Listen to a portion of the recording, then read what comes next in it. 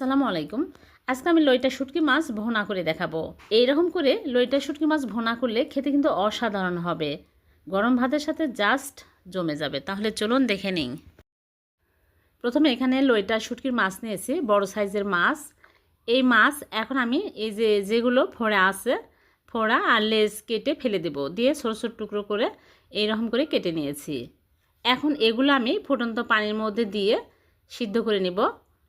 চুলায় আগে থেকে একটা প্যানে পরিমাণ মতো পানি দিয়ে পানি ফুটিয়ে নিয়েছে। এই ফুটন্ত পানির মধ্যে মাছগুলো দিয়ে দিচ্ছি। দিয়ে কিছুক্ষণ নেড়েচেড়ে নিব। মাছের মধ্যে অনেক ময়লা থাকে। এভাবে পানির মধ্যে দিয়ে ভালো করে নেড়েচেড়ে জাল করে নিলে ময়লাগুলো সব উঠে যায়। ময়লা উঠে যাবে, সিদ্ধ হয়ে যাবে।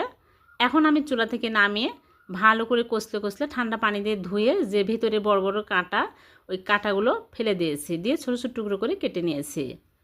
এখন এক সাইডে রেখে দিয়ে চুলে একটা প্যান বসিয়ে দিয়ে দিচ্ছি সরিষার তেল হাফ কাপ। সয়াবিন তেল দিয়েও রান্না করতে পারবেন। এখন দিয়ে দিচ্ছি পেঁয়াজ কুচি। পেঁয়াজ কুচি একটু বেশি দিতে হবে। 1 কাপ পেঁয়াজ কুচি দিয়ে দিলাম।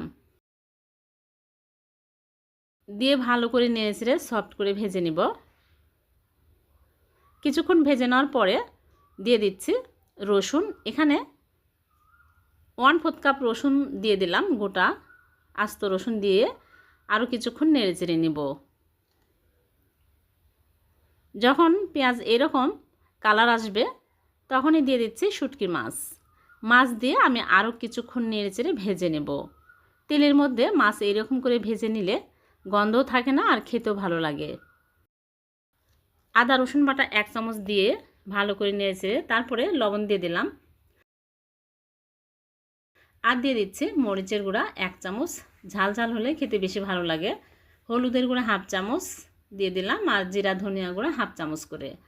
এখন আমি এর মধ্যে দিয়ে দিচ্ছি পানি, হাফ কাপ পানি দিয়ে দিলাম। পানি বেশি দেওয়া যাবে না, মশলা দিয়েছি এজন্য পানি দিয়ে দিলাম। এখন আমি কিছুক্ষণ নেড়েচেড়ে ভালো করে কষিয়ে নিব। ভালোভাবে নেড়েচেড়ে কষিয়ে নিব। তারপর ঢেকে রেখে দিলাম। 5 মিনিট রেখে দেব লো আঁচে। 5 মিনিট পর আমি ঢাকনা খুলে ভালো করে আরও কিছুক্ষণ নেড়েচেড়ে নিব। বেশি সময় লাগে না, খুব তাড়াতাড়ি হয়ে যায়। একদম ভোনা ভোনা করে নিতে হবে। পানি শুকিয়ে একদম ভোনা ভোনা হয়ে আসছে আর রান্নাটাও একদম রেডি হয়ে গেছে। ধনিয়া পাতা থাকলে দিবেন, না থাকলে না দিলেও সমস্যা নেই। এখন আমি এইরকম ভোনা ভোনা হয়ে আসছে। এখন চুলা থেকে নামিয়ে পরিবেশন করে নিলাম। হয়ে গেল লইটা শুটকির মাছ ভোনা বা ভর্তা, যেটাই বলেন, খেতে অসাধারণ। গরম ভাতের সাথে খেতে খুবই মজার। এভাবে বাড়িতে একবার লইটা শুটকি মাছ রান্না করে দেখবেন, খেতে অনেক মজার হবে। আর ভিডিওটি ভালো লাগলে লাইক কমেন্ট করে সবার সাথে শেয়ার করবেন। আবার দেখা হবে। আল্লাহ হাফেজ।